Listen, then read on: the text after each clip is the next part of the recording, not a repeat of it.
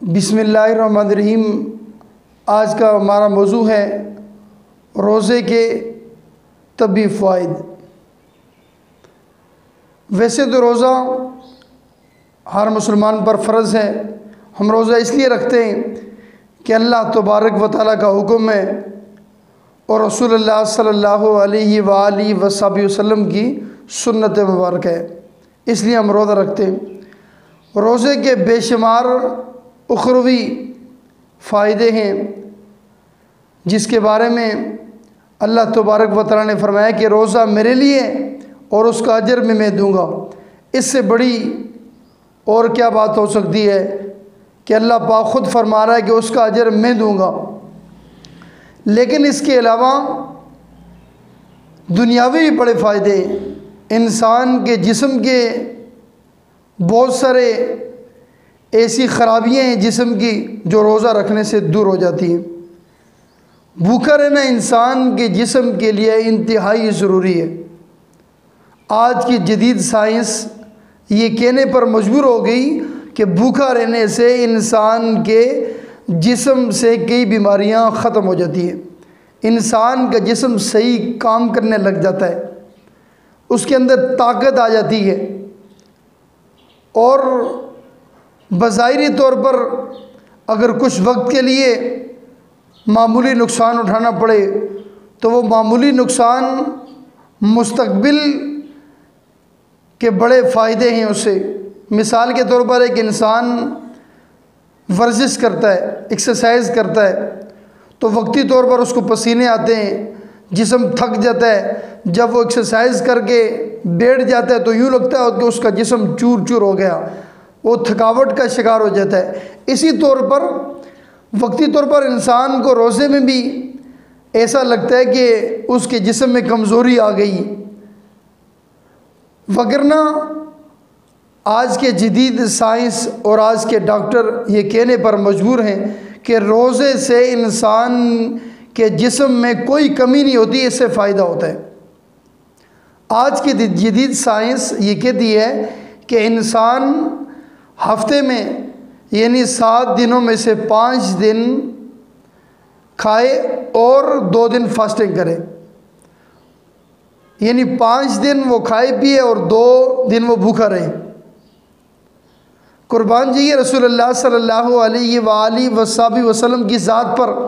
آپ صلی اللہ علیہ وسلم کی سنت مبارکہ ہے کہ آپ جمعہ اور پیر کا روزہ رکھیں، یعنی 5 دن روزہ نہ رکھیں اور 2 دن روزہ رکھیں۔ اور آج کی جدید سائنس یہ کہتی ہے کہ سال کے اندر 12 مہینوں میں سے 1 مہینہ انسان کو بھوکا رہنا چاہیے، اور رسول اللہ صلی اللہ علیہ وآلہ وسلم نے 14 سال پہلے یہ بتا دیا کہ اللہ تبارک و تعالیٰ نے تم پر روزے فرض کیے گئے، 1 مہینہ رمضان کے روزے۔ یعنی پتہ چلا کہ جہاں روزوں کا دنیاوی فائدہ ہے وہاں اخروی فائدہ ہے، جہاں اخروی فائدہ ہے وہاں دنیاوی فائدہ ہے۔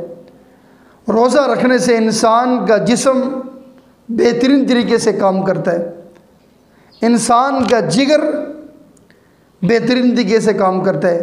جگر یوں تو 24 گھنٹے وہ مکمل کام کر رہا ہوتا ہے، اسے آرام کا موقع نہیں ملتا، لیکن جب انسان روزہ رکھتا ہے تو اس کا جگر اس کو آرام ملتا ہے۔ جب اس کا جگر بہتر ہوتا ہے تو انسان کا جسم خون پیدا کرتا ہے، اس کے پھیپھڑے بہتر ہوتے ہیں۔ اور سب سے بڑھ کر آج کی جدید سائنس یہ کہنے پر مجبور ہو گئی کہ روزہ رکھنے سے انسان کینسر جیسی موذی اور ملحق بیماری سے انسان بچ جاتا ہے، اور روزہ رکھنے سے کینسر انسان سے کہیں دور ہو جاتا ہے۔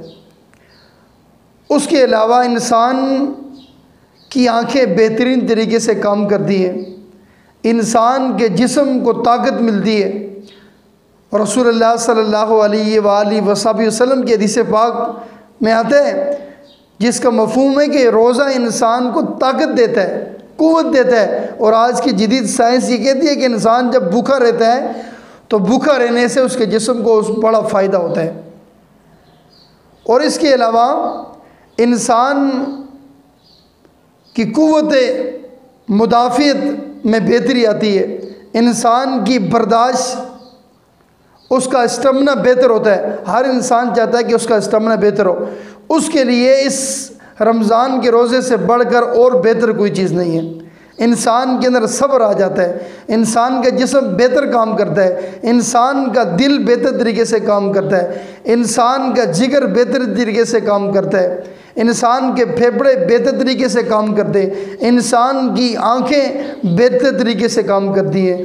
تو اس کے بڑے فائدے ہیں۔ یہ تو چند معمولی سے فائدے تھے جو میں نے آپ کو بتائے۔ اس لیے روزہ رکھیں، روزہ اس لیے رکھیں کہ اللہ تبارک و تعالیٰ کا حکم ہے اور رسول اللہ صلی اللہ علیہ وآلہ وسلم کی سنت مبارک ہے، اور انسان خوش ہوتا ہے کہ اللہ تبارک و تعالیٰ کتنا کریم ہے، اس نے جہاں انسان کو عبادت کا حکم دیا اس عبادت میں ایسی بہترین چیزیں رکھی، ایسا بہترین علاج رکھا جس کی وجہ سے انسان عبادت تو کرتا ہے لیکن اس کی دنیاوی بیماریاں دور ہو جاتی ہیں۔ ایسی بیماریاں جو کسی بھی میڈیسن سے ختم نہیں ہوتی، اللہ تبارک و تعالیٰ کی عبادت کرنے سے وہ بیماریاں ہمیشہ کے لیے انسان کے جسم سے دور ہو جاتی ہیں۔ اللہ تبارک و تعالیٰ مجھے، آپ کو، ہم سب کو روزہ رکھنے کی توفیق عطا فرمائے۔